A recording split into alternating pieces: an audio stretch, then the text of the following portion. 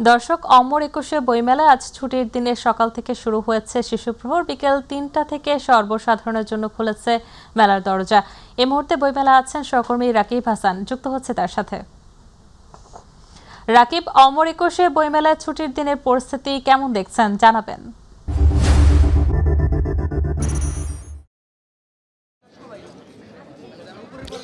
ধন্যবাদ সাহেলি আপনাকে। আসলে অমর একুশে বইমেলা, এই মেলাটি নাম শুনলেই মানুষের মধ্যে কেমন একটি প্রাণচাঞ্চল্য কাজ করে। প্রতি বছরই কিন্তু ফেব্রুয়ারি মাস জুড়ে মেলাটি হলো। এবার আমরা জানি নানা কারণে ফেব্রুয়ারি মাসের শেষ দিকে মেলাটি শুরু হয়েছে। তারপরও রমজানকে কেন্দ্র করেও কিন্তু এই মেলায় দর্শক পাঠকদের কোনো কমতি নেই। আমি একটু আমাদের পেছনেই দেখাতে পারি যে ছুটির দিন হওয়ায় কিন্তু দর্শক বা পাঠক ঢল নেমেছে এই মেলা জুড়ে। প্রিয় পাঠক যারা রয়েছেন, পাঠকগুলো প্রিয় লেখকের বইটি তারা কিন্তু বিভিন্ন স্টল ঘুরে ঘুরে তারা কিন্তু সেই বইগুলো বেছে নিচ্ছেন। আমরা জানি যে মেলাটি প্রতিবার অন্যান্য বারের মতো এবারও কিন্তু সেই দুইটি অংশে বিভক্ত হয়েছে। বাংলা একাডেমি প্রাঙ্গণে যেমন রয়েছে একটি অংশ, আরেকটি অংশ এই সোহরাওয়ার্দী উদ্যানে রয়েছে। আমরা এখন যে জায়গাটিতে রয়েছে এই সোহরাওয়ার্দী উদ্যানটি আসলে বলা চলে বেশিরভাগ স্টলগুলো রয়েছেন, প্রায় 549টি স্টলের মধ্যে প্রকাশনী সংস্থার মধ্যে আসলে 81টি শুধুমাত্র বাংলা একাডেমি, আর বাকি সবগুলো স্টলেই কিন্তু রয়েছে এই সোহরাওয়ার্দী প্রাঙ্গণে। আমরা একটু দেখাতে চাই যে আমাদের দর্শক যারা রয়েছেন আসলে তাদেরকে দেখাতে চাই আজ ছুটির দিন হওয়ায় কিন্তু স্টলগুলোতে, প্রকাশনীগুলোতে কিন্তু রয়েছেন লেখক, রয়েছেন তারা লেখক, এবং যারা রয়েছেন প্রিয় পাঠকরা তার প্রিয় লেখকের কাছ থেকে অটোগ্রাফ সব বই কিনছেন। আমরা এমন একজন তরুণ লেখকের সাথে একটু কথা বলতে চাই যিনি ছুটির দিনে এই প্রকাশনীতে অবস্থান করছেন। আমরা একটু কথা বলতে চাই সালমান হাবিব তার সাথে। যে সালমান হাবিব, আসলে ছুটির দিনে এবারের মেলা কেমন মনে হচ্ছে আপনার? ছুটির দিনের কথা বললেন, আজকেই এটাকে মেলা একটা উৎসব মুখর পরিবেশ মনে হচ্ছে।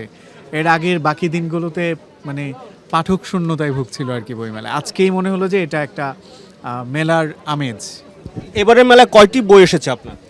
এবারের মেলায় নতুন 4টি বই এসছে আমার।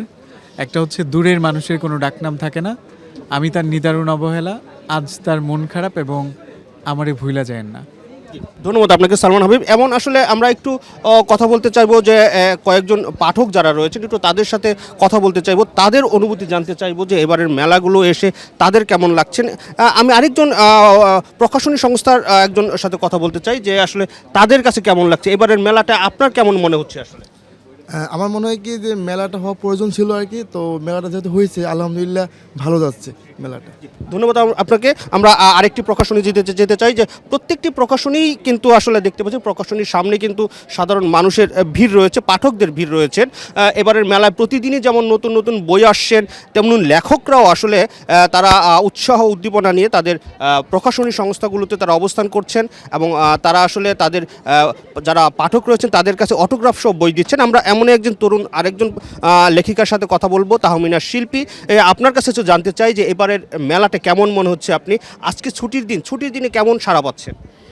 মূলত মেলা শুরু হয়েছিল আমাদের 26 ফেব্রুয়ারি থেকে, সেটি বৃহস্পতিবার ছিল, এবং তারপরে তো দুটো আমরা ছুটির দিন পেয়েছি, শুক্র এবং শনি।